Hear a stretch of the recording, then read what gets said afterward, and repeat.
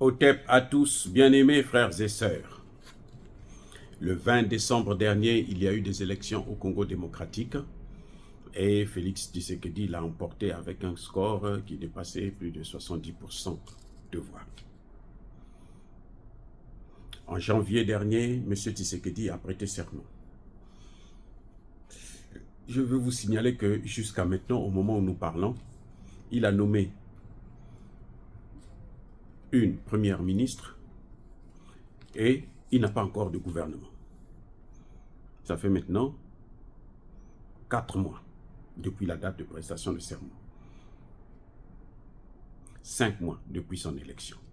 Alors qu'on sait qu'un président, quand il est élu, là, pendant qu'il bat campagne, là, il sait déjà à peu près, il a une idée de qui sera son premier ministre, quels seront les ministres. Quand vous voyez que c'est ça l'incompétence, un président qui ne sait pas quels sont les ministres qui ont bien travaillé, quels sont les ministres qui ont mal travaillé. Maintenant, je veux montrer encore ce qui est plus grave. Il a prêté serment, je l'ai dit, en janvier. Le 16 février, le président congolais s'est rendu en Namibie, et plutôt en Éthiopie. Le 24 février, monsieur était en Namibie. Le 27 février, il était en Angola, à Luanda. Le 28 février, monsieur s'est rendu en Belgique, à Bruxelles.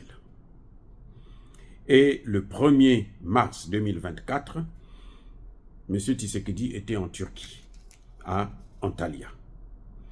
Le 4 mars 2024, M. Tshisekedi a voyagé pour le Qatar à Daou.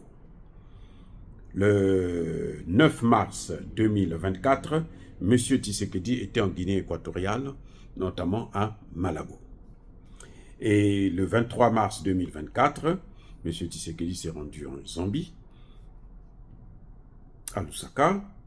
Le 27 mars, Tshisekedi s'est rendu au Togo, à Lomé. Le 27 mars, même le même jour, après le Togo, il est parti en Mauritanie. Et le 7 mars 2024, plutôt avril 2024, il a pris la destination une destination inconnue où vous vous souvenez, je vous avais même parlé de ça. Beaucoup ont dit qu'on avait vu son avion stationné en Russie et tout, ce qui me semble pas du tout évident, mais c'est ce qu'on nous a fait croire. Bon, il y en a qui disent qu'il était aux Bahamas en vacances, parti à la plage. Parce qu'il est président, il faut qu'il se repose, il faut qu'il danse pendant que le pays est en guerre. Le 26 avril 2024, le président Tshisekedi s'est rendu à Dar es Salaam en Tanzanie. Le 28 avril 2024, le président Tshisekedi était à Berlin.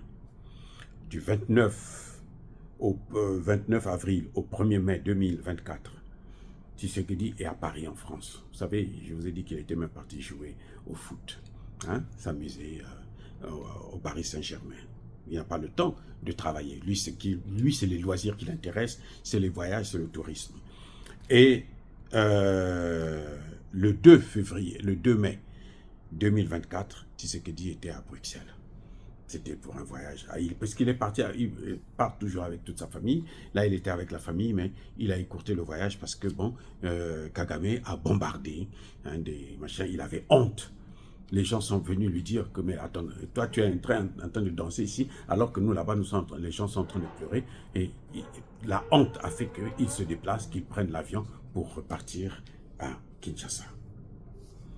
Alors, vous avez vu ça, ce que je vous ai présenté là, ce sont tous les déplacements du président Tshisekedi depuis sa réélection. Tous les déplacements. Là où il est parti, quand il n'est pas à Kinshasa, voilà, il est parti là, il est parti là, il est parti. En 4 mois, il a fait plus d'une dizaine de voyages. En 4 mois, plus d'une dizaine de voyages. Quand il est au Congo, il est à Kinshasa. Maintenant, question. Quand vous avez vu là, vous avez vu un seul endroit là où il est parti au Congo. Je vous ai cité le nom d'une ville qu'il a visitée au Congo. depuis que Tshisekedi a été élu, ça fait maintenant 5 mois, nous sommes dans le 6e mois là. C'est encore depuis décembre jusqu'à maintenant. Du 20 décembre jusqu'à aujourd'hui, 6 mai, M. Tshisekedi ne s'est rendu dans aucune ville, dans aucune province de Kinshasa et du Congo démocratique. Il est à Kinshasa ou à l'étranger. Son pays est en guerre. Pour qu'il puisse être élu, il a fait un tour à Goma. Depuis, il n'est jamais parti remercier cette population qui est en train de pleurer tous les jours. Les amis, je suis triste quand je parle de ça. Que le Congo puisse avoir un président qui est aussi irresponsable et inconscient. Vous allez voir, là il est parti là, vous allez voir bientôt là, il va repartir où? Il va aller encore à l'étranger. Ça c'est la première particularité, c'est que M. Tshisekedi se sent mieux à l'étranger que dans son propre pays. Mais il fallait qu'il reste à Bruxelles, il doit avoir un passeport belge, qu'il reste à Bruxelles et puis qu'il mène sa vie, qu'il laisse les Congolais se débrouiller. Pourquoi venir emmerder les gens? Donc, vous voyez, une particularité, un président qui ne va jamais voir son peuple. Il n'a même pas remercié ces Congolais qui ont voté pour lui, notamment ceux qui sont dans le Nord Kivu, qui sont en guerre, en difficulté. Mais qui va aller les voir si lui-même, le président de la République, n'y va pas? Qui va aller les voir? C'est normal qu'ils ne puissent pas leur donner les moyens de mener la guerre. C'est normal. Parce qu'ils ne les aiment pas. Ils n'aiment pas le Congo, ils aiment l'étranger. Le Congo, c'est ce qui lui apporte les moyens pour voyager, pour faire le tourisme. Ça, c'est la première particularité, la première remarque. Quand vous lisez tout ce que je vous ai montré, la Zambie, Togo, machin, tout ça. Là. La première remarque, c'est ça. C'est qui saute aux yeux là. C'est le fait que le président Tshisekedi ne va jamais visiter les provinces, les villes du Congo. Lui, il est à Kinshasa ou à l'étranger. Kinshasa, c'est là où il puise l'argent du contribuable. Et puis, l'étranger, c'est là où il va faire la fête. Deuxième remarque très particulière, essentielle, c'est que le président Tshisekedi, il va partout, sauf là où il est attendu. Vous avez vu, en 4 mois, il est allé à Bruxelles 2 fois. La deuxième fois, bon, le voyage a été écourté parce que les gens commençaient à l'insulter. C'est pour ça qu'il a fui Bruxelles. Les gens sont venus chez lui pour l'insulter maintenant. Il dit, mais toi, tu es malade, tu es ici à Bruxelles, alors que là-bas, les gens sont en train de pleurer, Kagame est en train de bombarder notre pays. C'est là que monsieur a décidé de rentrer d'urgence. Mais il va à Bruxelles 2 fois en 4 mois. Par contre, il peut aller même 5 fois. Il ne met pas pied en Russie. Les Congolais attendent qu'il signe des accords avec la Russie et que les Russes viennent les aider à faire face à cette guerre. Parce que la guerre que le Congo est en train de mener, en fait, ce n'est pas contre Kagame. Kagame n'est que, comment on appelle ça, la partie visible de l'iceberg. Cette guerre, c'est contre l'OTAN. Donc, il faut une puissance capable de rivaliser avec l'OTAN. Écoutez bien. Donc, Tshisekedi, lui, il va partout, sauf là où il est vraiment attendu. Il annonce là qu'il va partir en Russie au sommet. Vous savez, l'année passée, il y a 1 an, 2 ans, le dernier sommet là comment on appelle ça, de Russie-Afrique, Tshisekedi n'est pas parti. Vous savez pourquoi? Pour organiser, pour participer, pour assister aux Jeux de la francophonie. Ça vous donne envie de pleurer. On l'attendait en Russie pour qu'il achète des contrats, qu'il achète des armes, qu'il amène. Lui, il a préféré organiser les Jeux de la francophonie. Il fallait qu'il soit là. Mais il a un ministre de la culture, de sport. Il a un premier ministre, un vice-ministre. pourquoi ceux-là ne pouvaient pas organiser cette fête. Et vous voyez, quand il se balade là, il a toujours le ministre de la Défense, vice-ministre, vice-premier ministre, ministre de la Défense, Jean-Pierre Mbemba, il est toujours avec lui. Le ministre des Affaires étrangères, il est toujours là. Mais finalement, ils font quoi? Ce sont des touristes, des baladeurs. Il a passé 5 ans. Il est allé en Chine une fois parce qu'il voulait, il croyait qu'il pouvait influencer le géant chinois. Il est allé se casser la figure. Il pensait qu'il pouvait aller chez les Chinois et dire, bon, moi je suis Congolais, ma souveraineté, je m'en fous de vos investissements, moi je veux annuler le contrat. Les Chinois disent, non, mais nous sommes notre argent. C'est pour ça qu'on ne le prend pas au sérieux. Parce que c'est un rigolo. Parce qu'il n'est pas sérieux. Pour aller en France, il est allé avec toute sa famille. Mais est-ce qu'on avait besoin de ça? Est-ce qu'il avait besoin? Qu'est-ce qu'il est allé faire en France? Dites-moi. D'après vous, qu'est-ce qu'il est allé faire en France? Vous allez, il est en France. Kagame répond. En diplomatie, c'est ça. La réponse de Kagame, c'est qu'il bombarde un camp de déplacés, des civils. Il en tue 14. Il répond à Tshisekedi, mais là où tu es parti là, ça ne me fait pas peur, c'est rien du tout. 3 jours plus tard, il bombarde encore. Il réitère son crime de guerre.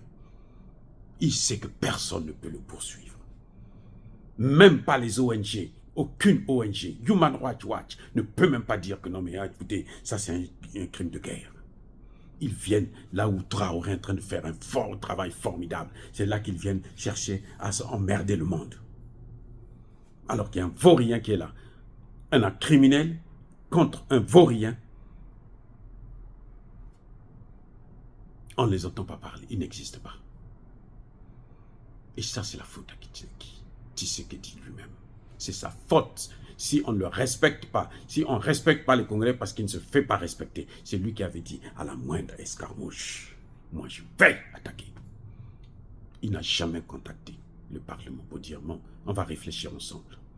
Ne serait-ce que on va réfléchir ensemble. Et les députés là, ils sont tellement bien payés que ce qui compte pour eux, c'est que la situation la perdure et eux ils ont leur salaire. La seule chose c'est ça.